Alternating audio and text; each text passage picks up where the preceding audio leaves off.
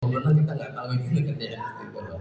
Jadi akhirnya itu jadi hal yang luar biasa di situ. Kemudian ketika kami mencek bagi tugas, beliau mengecek lokasi dan lain sebagainya, saya ada di lokasi di situ. Kebetulan memang ada security kios. Ketika saya masuk kok ada tulisan nama caleg DPR RI incumbent di kursi-kursinya. Iya, caleg.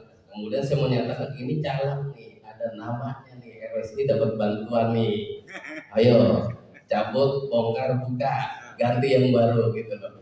Yang tidak ada logo partainya, tidak ada tapi ada namanya gitu loh dari partai. Sehingga kemudian mereka, oh iya ya benar-benar ya Pak, maaf Pak, udah panik lah gitu loh. Ya, kebetulan PTPS belum sampai di situ karena memang PTPS itu bantuin karena hujan, kemudian pulang basah ganti baju belum sampai. Ya kemudian berinisiatif untuk mencabut itu kursi-kursi yang ada. Ya ada sekitar 30 kursi pada saat itu gitu. Warnanya merah gitu. Tulisan di belakang tulisan caleg. Itu diganti gitu. Akhirnya ya cari bingung juga nyari kursinya, kursi yang mana, nyari kanan kiri dan lain sebagainya. Yang kemudian karena masih hujan ada inisiatif juga, Pak ini di atas kita boleh pasang segitu ya terpal ya di atas ya gitu. Ya boleh terpal. Saya intip-intip kok terpal PSI gitu. Ya, ini nggak boleh nih gitu. Kan dibalik Pak, iya dibalik kalau orang udah ngeliat itu kira-kira ini pasti apa ini jadi iklan nih, cabut gitu. Akhirnya mau dicabut diganti terpal yang biasa. Itu terjadi di TPS 33 dan 34 dan saya kira ini luar biasa dan teman-teman KPPS sangat kompak gitu. Yang memindahkan dan sebagainya. Inisiatif untuk segera mengeluarkan, memindahkan. Ini kejadian sama dengan TPS di TPS itu berapa? Masih di Sutrajaya di TPS 89 yang kebetulan lebih parah daripada TPS 33 dan 34. Di TPS 89 itu 100% ambruk tendanya. 100% ambruk tendanya, kemudian kebetulan dia ketahui pada pukul 5:15 menit. Ya 5:13 kalau bahasa dia. Karena sekitar jam segitu sehingga ini luar biasanya KPPS di 84 ini 89 ini beliau kemudian bilang ya udah kita nggak usah pusing kita pindahin ke dalam rumah. Kebetulan rumah itu ternyata bekas pabrik roti yang memang masih bisa digunakan secara baik dan efisien. Kita memberikan apresiasi kepada KPPS ini karena dia respon cepat dalam waktu yang singkat. Mereka kemudian memindahkan semua pemilihan itu dan tepat pukul 7 pagi mereka mulai kegiatan pemilihan itu. Mulai dari melatihkan dan sebagainya. Ini saya kira ekspresi yang bagus buat KPPS karena responsif dan lain sebagainya. Kemudian kita bergeser ke TPS 141 sampai dengan 152 di Sutrajaya di RW. Ini ada hal yang menarik di TPS 141 152 ini karena kita semua masyarakat Jakarta itu paham RW 8 itu RW yang paling perfect, paling luar biasa, paling cepat tanggap dan lain sebagainya. Ya, sampai dengan katakanlah pukul 8 malam saya masih bisa ngelihat itu di status WA-nya itu luar biasa persiapannya. Clear. TPS-nya dia pasang DPT, dia tempelin DPT, kemudian dipasang meja kursi yang eksklusif gitu loh kalau menurut kita di wilayah Sutrajaya itu loh.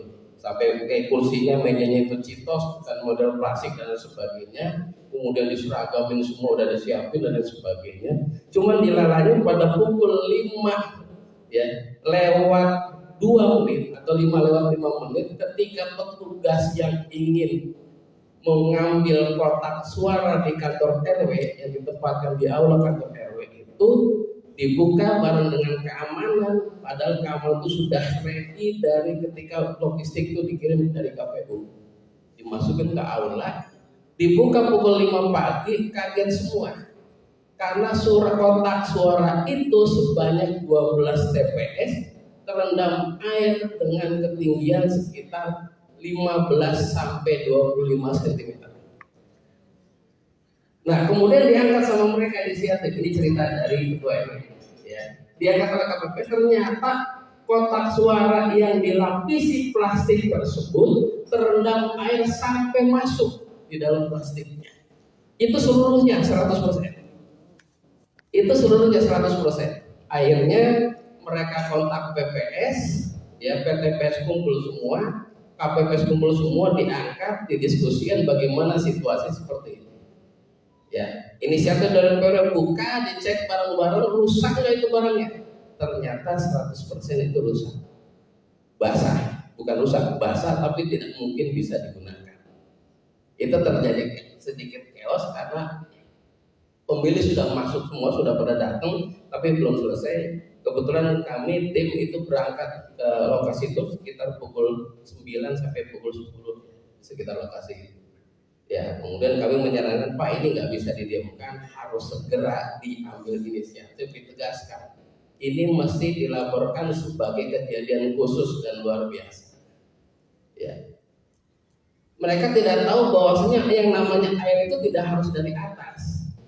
Ternyata air itu muncul dari bawah. Jadi resapan air yang dia pikir itu clear and clean ternyata menjadi awal mula musibah itu. Nah akhirnya ketika KPS datang, PPS maksud saya, PPS datang cuman pada saat itu memang PKD dengan PKD dengan Panwasem itu tidak muncul di situ. Ya, ada kemudian kita diskusi masuk ke dalam, ada Kapolsek datang juga, camat datang juga, wali kota datang juga, dandim juga datang semua. Jadi clear di situ, jadi perhatian khusus untuk Jakarta Utara. Nah akhirnya kemudian dari hasil diskusi itu ditetapkan oleh PP 4 ini adalah kejadian khusus. Untuk itu seluruh KPPS membuat laporan kejadian khusus ditandatangani oleh saksi dan PTPS.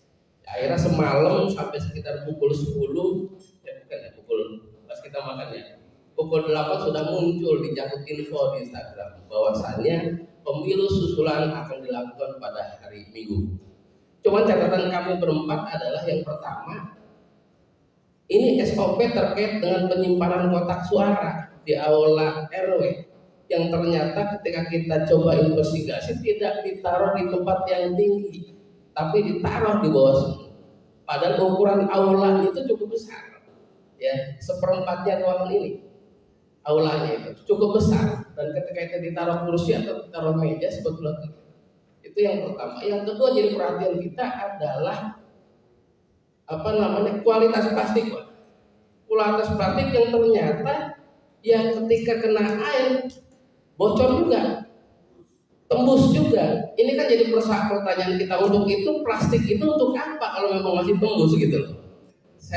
Kita coba sempat diskusi di luar, sama kebetulan ada sekretaris RW di situ yang punya pabrik roti, yang biasa bikin kemasan dan lain sebagainya. Dia cek, lah Pak, ini mah cuma buat syarat doang, ini plastik, ditimpa air dalam tekanan rendah pun itu akan keluar, akan tembus gitu, apalagi dengan tekanan tinggi gitu.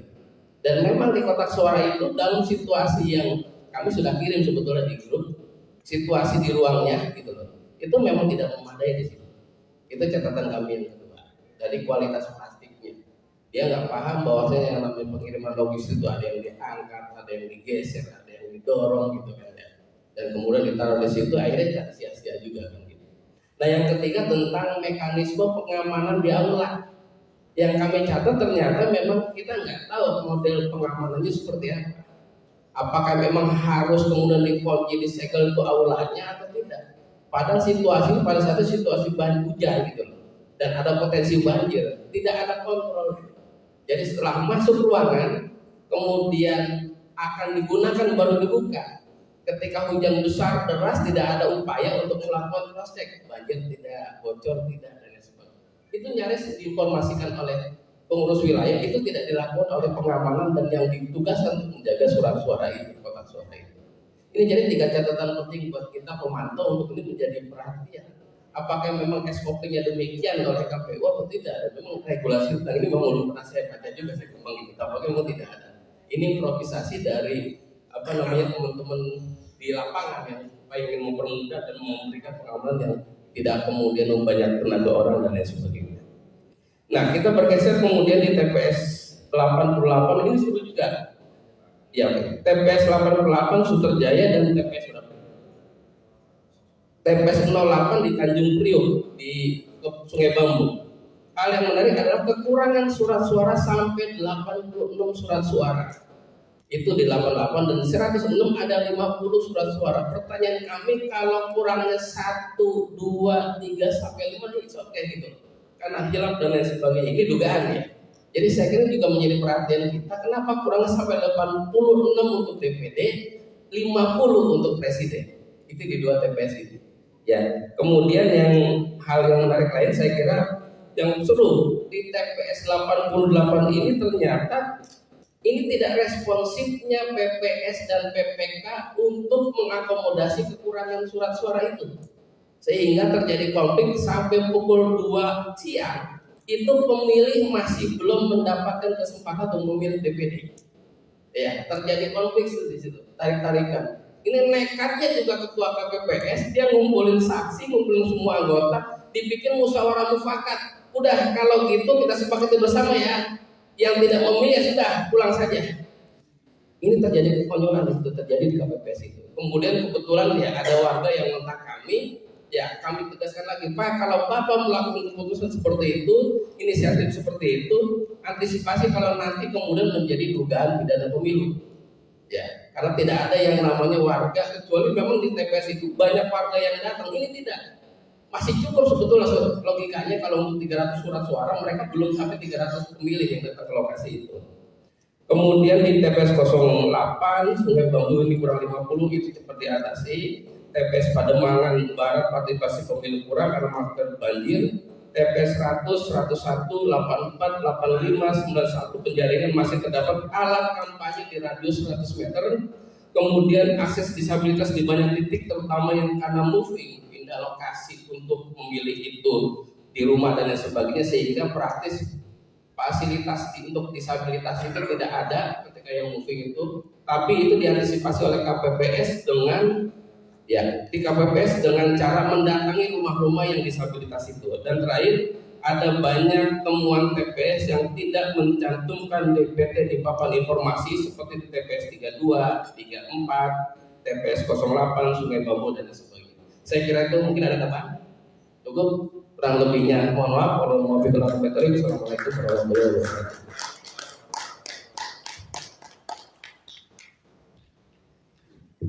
Terima kasih untuk kontingen dari Jakarta Utara ya. Ini merupakan kontingen terakhir dari Jakarta Raya.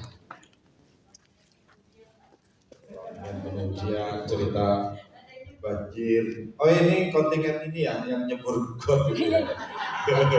Itu mestinya dapat award. Jadi luar biasa.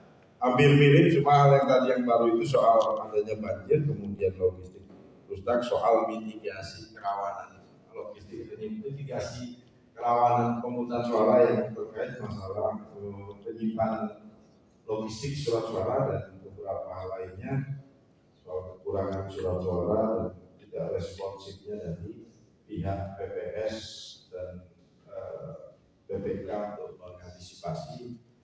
Dan yang paling utama adalah soal penyelenggaraan pemilu itu adalah berdasarkan prinsip penyelenggaraan pemilu adalah kepastian hukum, maka tidak boleh berdasarkan kesepakatan ataupun kebiasaan. Itu memang tertuang di Undang-Undang 7 berdasarkan prinsip kepastian hukum. Baik, untuk menyingkat waktu, selanjutnya kita panggil kontingen dari menggeser sedikit ke Jakarta, tetangganya Jakarta, tapi kerjanya di Jakarta, domisilinya di Bekasi. Rata-rata begitu. Kalau siang di Jakarta, kalau malam di Bekasi. Kita panggil dari kontingen pemantauan di Kota Bekasi. Waktunya sama 10 menit. Kita berikan aplaus dan tepuk tangan yang meriah untuk kontingen Kota Bekasi. Terakhir. Difotoin tuh.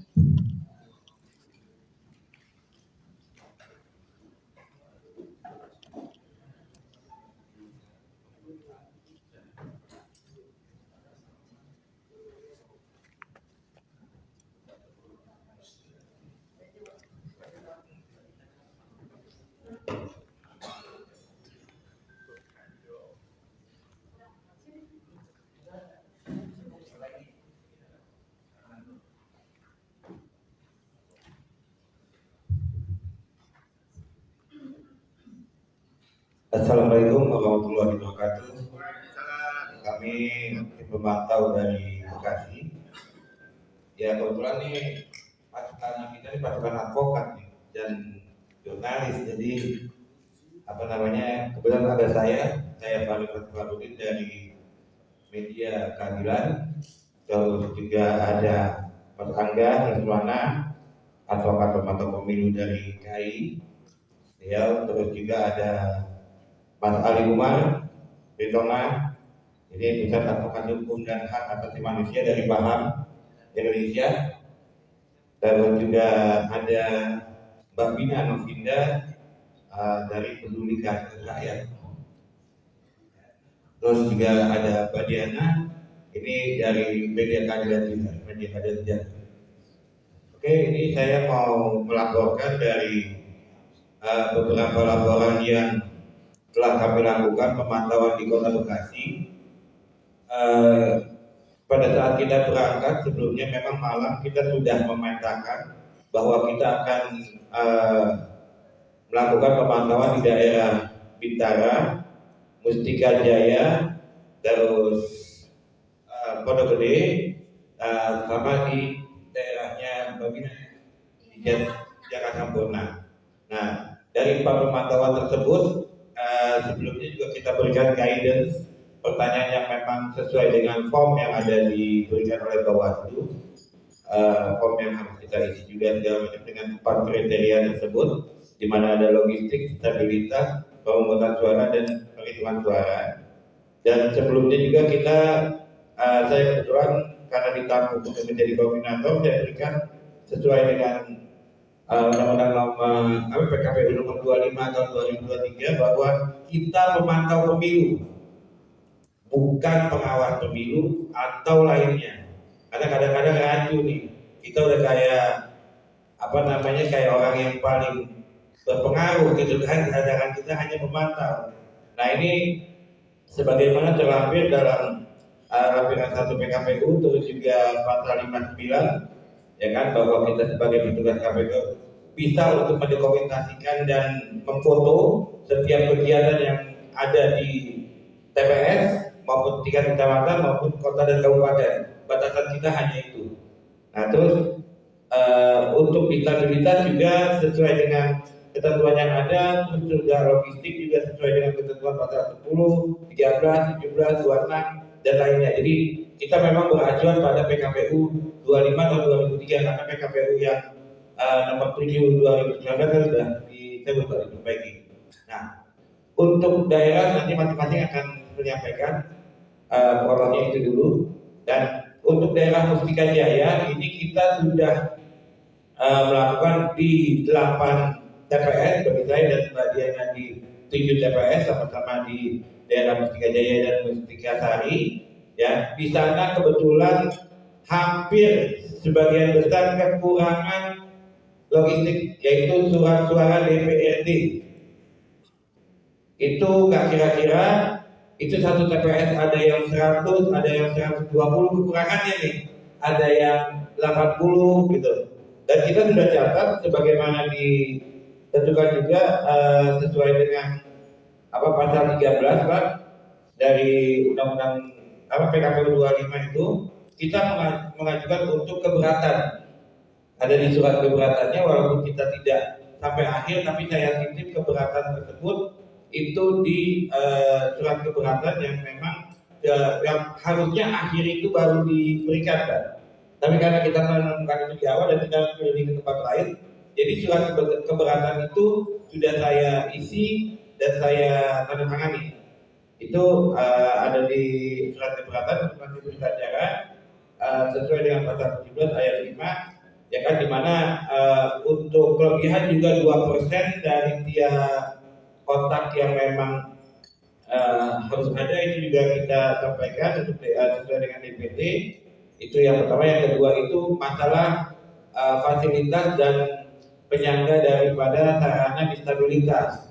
Ini hampir sebagian besar juga pengadaan TPS itu adanya di Fasum, di mana Fasum tersebut itu rata-rata berundang 3, berundang 4, berundang 5 gitu kan. karena falsum itu kata-kata agak di atas ya atau ke bawah bentuknya, dan ada beberapa yang kita sampaikan untuk diberikan papan untuk bisa roda dari kursi roda itu bisa jalan. Alhamdulillah dari beberapa yang kita sarankan melalui pengawas untuk bisa disiapkan, karena kan kita memantau nih Pak. Jadi kita harus melalui pengawas juga nih, bukan apa-apa sesuai dengan ketentuan gitu kan. Nah itu kita sampaikan untuk disiapkan, alhamdulillah itu disiapkan. Plus dengan untuk masalah penyandang disabilitas sesuai dengan pasal 29 ayat 2 ya kan, pendampingan maupun dari pasal 29 sampai 28 ya kan, yang metode yang mutatif dan mutakhir itu ya kan, itu di mana mereka harus didahulukan, dan kita meminta sama pihak KPPS bahwa untuk disabilitas orang tua itu memang didahulukan, itu ada di ketentuan di PKPU-nya.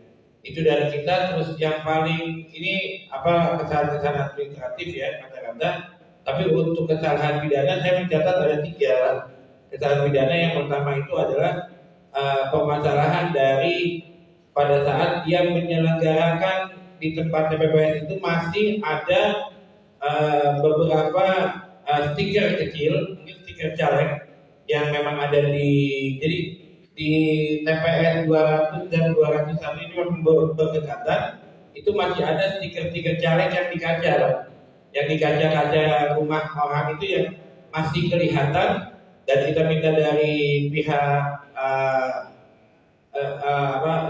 pengamanan Ditnas itu untuk membersihkan. Ya alhamdulillah itu dibersihkan, karena saya bilang ini bisa menjadi tindak pidana kalau memang itu bisa menjadi kata segala macam. Itu pertama. Yang kedua, ada yang mencoba memvideokan. Ya itu sesuai dengan ketentuan juga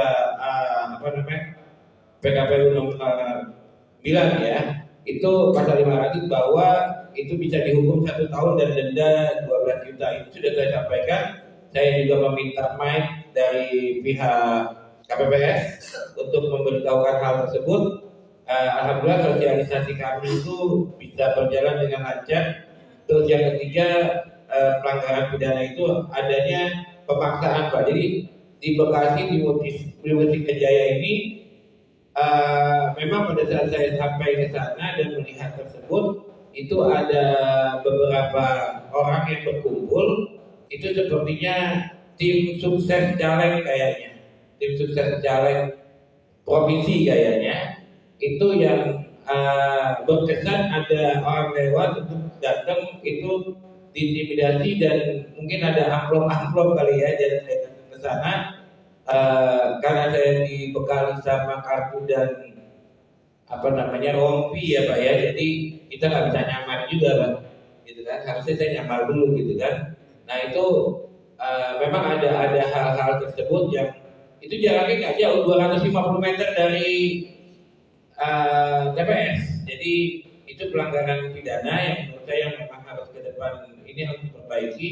Jadi kalau dulu ini masukan Pak, boleh Pak ya, langsung ya. Kalau dulu kita sama Mas Pras dan Mas Keke, karena kita udah 4 kali pemilu nih, jadi 4 kali jadi observer gitu Pak, ya kan, dari 2009. Nah itu kita akan melaporkan semua nanti di laporan akhir dari pelaporan kita sebagai pemantau, dan kita juga sebenarnya akan memunculkan untuk ke depan itu di PKPU itu kita punya wewenang nih Pak. Jadi bukan seperti masyarakat atau tamu Pak. Pemantau pemilu ini kan kesannya kayak masyarakat atau tamu yang kita hanya melaporkan ke Bawaslu pusat karena kita tingkat nasional, tapi kewenangannya kita untuk menyelenggarakan pengaduan itu nggak mungkin, karena kebetulan kita jurnalis dan kita advokat. Di sini ya kita bisa mewartakan. Jadi ada beberapa media yang kebetulan media saya di Persuasi, Pengantar Suara Demokrasi maupun di Law Justice, media saya itu masalah kekurangan suara maupun adanya intimidasi sudah kita wartakan sesuai dengan undang-undang. Jadi kita wartakan sesuai dengan ketentuan yang ada. Oke, kita lanjut langsung ke Mas Angga. Oke, terima kasih. Terima kasih. Saya Angga Busra Lesmana dari Advokat Pemantau Pemilu. Jadi tim kami sudah bekerja juga di lapangan, dan kemarin saya ada sekitar 8 TPS itu di 2 perumahan Rafflesia dan perumahan Duta Indah. Di perumahan Rafflesia itu kondisinya TPS-nya sangat tidak layak, karena hanya dengan tenda seadanya, tanpa ada papan buat DPD itu. Jadi mereka alasannya karena hujan, itu tidak layak. Tapi untuk disabilitas memang para KPPS itu melakukan, sudah ada lorong jalan untuk disabilitas. Kemudian di TPS di perumahan Duta Indah itu TPS 141 sampai 137 itu ada, dalam satu perumahan itu dijadikan satu di sekolahan. Nah, yang jadi permasalahan di sini adalah setiap KPPS itu kan punya dana untuk pembuatan TPS. Nah, mereka jadikan satu di sekolahan. Ketika dijadikan satu di sekolahan, itu ada yang di lantai atas, ada yang di lantai bawah. Jadi tidak ada pembuatan tenda, tidak ada pembuatan lain-lain, semuanya di ruang-ruangan sekolah. Nah, ini kan amat sangat menyalahi. Jadi dana dari pembuatan TPS itu seperti apa?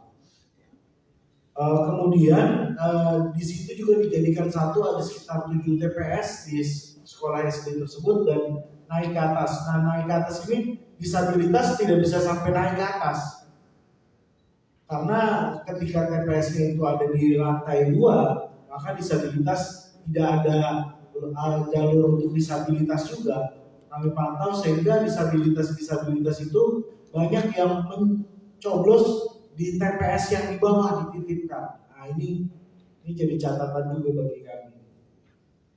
Kemudian ada di dalam kami di advokat pemantau pemilu juga ini jadi isu nasional. Coba bapak-bapak ibu-ibu sekalian lihat jarinya yang sudah dicoblos, sudah tanda tinta. Kita yang sudah coblos, coba lihat. Coba lihat. Sudah hilang belum? Nah, ini saya sudah hilang. Masih ada. Tinggal di buku aja. Di buku aja, Pak. Jadi di tinta di tangan itu nggak ada. Sudah hilang. Sudah hilang. Nah, ini jadi isu nasional. Kita bisa jadikan ini isu nasional. Kualitas tinta itu tidak bertahan. Jadi ketika misalnya sudah dicuci dengan sabun atau apa, nah ini hilang. Nah, ini bisa jadi strategi bagi tim sukses untuk bisa, misalnya ada mencoblos 2 kali dan lain sebagainya. Nah, ini bisa hilang. Ini jadi mohon dicatat jadi isu nasional bahwa kualitas tinta di sini tidak baik. Mungkin itu, Mas Yo.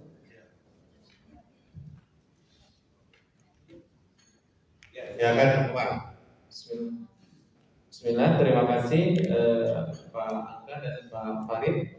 Saya kira untuk case yang ada di lapangan yang kita dapat tidak jauh berbeda. Nah, kebetulan kita kemarin sudah membagi-bagi ataupun sudah mengkotak-kotakkan bagian mana aja yang mau kita pantau. Ada yang bagian di perumahan itu seperti Pak Angga dan Pak Farid. Dan saya sendiri ini di bagian yang dia itu permukiman warga, yang akses ke sana itu mungkin hanya bisa dilalui sepeda motor, dan aksesnya itu juga sepeda motor nggak bisa papasan, hanya satu motor aja gitu. Jadi memang pemukiman di Bintara itu lumayan padat, dan memang alhamdulillahnya di Bintara memang untuk garis agrarianya lebih tinggi, jadi hujan deras pun dia tidak akan banjir. Nah, untuk saya sendiri di sini saya ada memantau 5 TPS dari TPS 142, 144, 143, 119, 118. Dan fokus kita berbagi-bagi fokus. Ada fokus karena ada 4 item yang harus kita fokus di mana walaupun keempat-empatnya bisa kita nilai. Dan fokus saya sendiri itu bagaimana di TPS itu bagian disabilitas. Nah, untuk disabilitas memang saya kira setiap TPS sangat-sangat tidak memungkinkan, baik itu dari pemilik kursi roda, baik itu dari daksa, disabilitas netra, rungu, derita. Nah, memang ini sangat-sangat kurang untuk melakukan pemilihan baik itu di TPS 143, 144, 119 dan 142 di bagian Bintara. Dan mungkin ini jadi PR besar buat kita ataupun KPU dan Bawaslu juga untuk memperhatikan TPS itu bagaimana penyelenggaraan disabilitasnya. Mungkin itu aja ya untuk wilayah Bintara. Terima kasih. Silakan sekarang dipercepat dari Ana dan Babina. Ya, waktunya. Kebetulan kami memantau kerja Rekadinat dan saya memantau 6 TPS. Dari 6 TPS tersebut ada 4 TPS yang rata-rata kekurangan surat suara DPRD itu 1 TPS 100 surat suara. Itu luar biasa sekali. Jadi total kekurangan dari 4 TPS tersebut adalah 400 surat suara DPRD. Ada juga yang kelebihan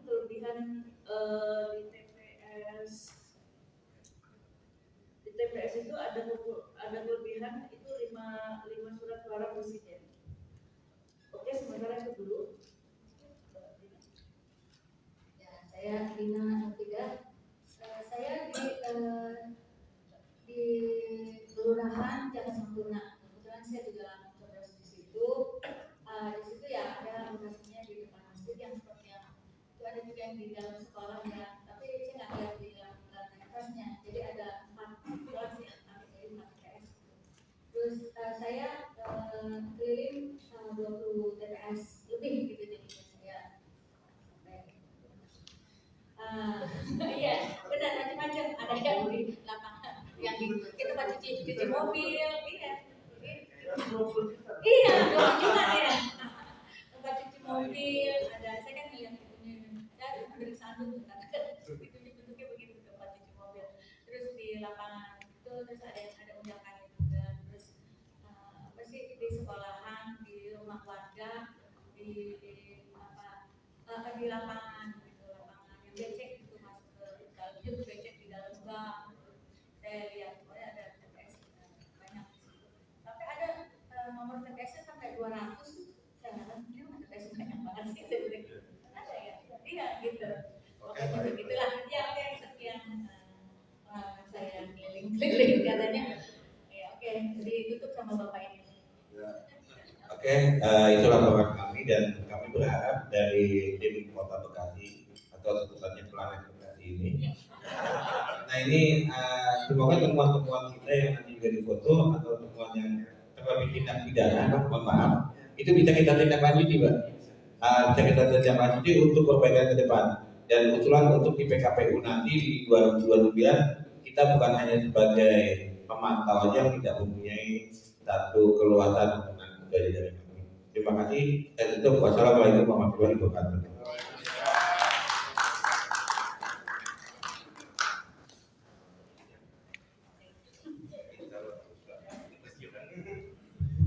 Terima kasih untuk kontingen Kota Bekasi. Ini sangat menarik sekali. Beberapa hal yang menarik soal temuan dugaan praktek money politik. Kita bisa merujuk di pasal 523 ayat 3 Undang-Undang 7 tahun 2017 karena dilarang menjanjikan memberikan sesuatu untuk mempengaruhi pemilih untuk memilih atau tidak memilih calon tertentu. Kemudian juga penyertaan pasal juga ada. Kalau terkait sedikit ya menambahkan, merespon apakah kemudian bisa ditindaklanjuti atau tidak. Pemantau merupakan salah satu lembaga yang bisa memenuhi syarat formil sebagai pelapor. Jadi pelapor itu dalam Undang-Undang 7 maupun Perbawaslu 7 atau 8 itu adalah masyarakat, kemudian juga peserta pemilu, pemantau pemilu, kemudian masyarakat. Jadi Jadi syarat formilnya terpenuhi.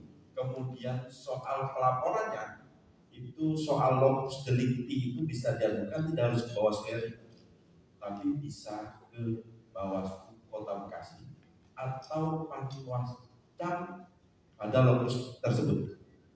Soal tempus deliktinya itu adalah 7 hari paling lambat sejak diketahui atau ditemukan. Jadi dalam hal pelaporan itu bisa sebagai pelapor yang kemudian nanti ditindaklanjuti, kemudian diminta keterangan oleh Bawaslu, serta paling tidak yang dalam laporan itu menyertakan soal alat bukti, kemudian kronologis yang dibawahi 1A. Alat bukti itu bisa dokumen foto, kemudian juga kesaksian.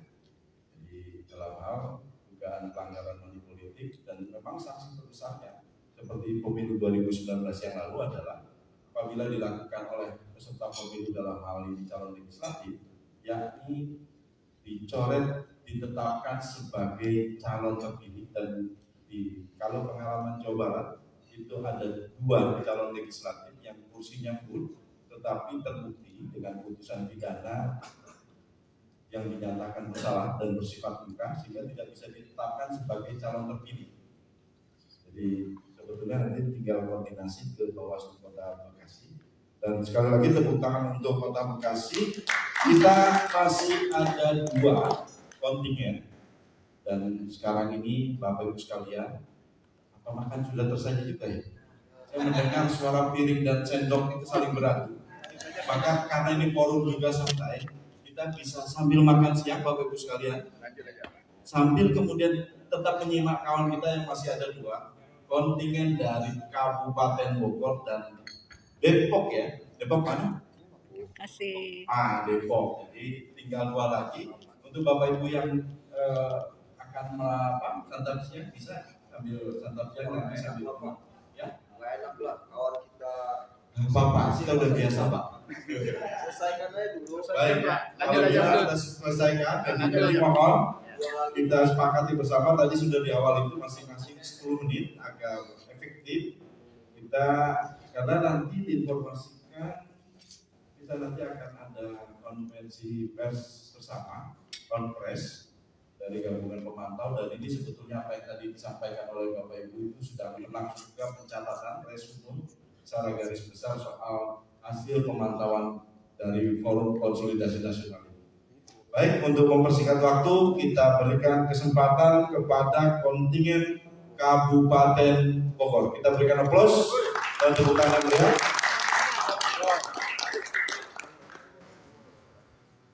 Banyak juga nanti anak muda semua ini. Kayaknya paling muda. Kayaknya paling muda ya, kontingen paling muda di antara, ya paling nggak saya lah gitu kan. Silakan, 10 menit.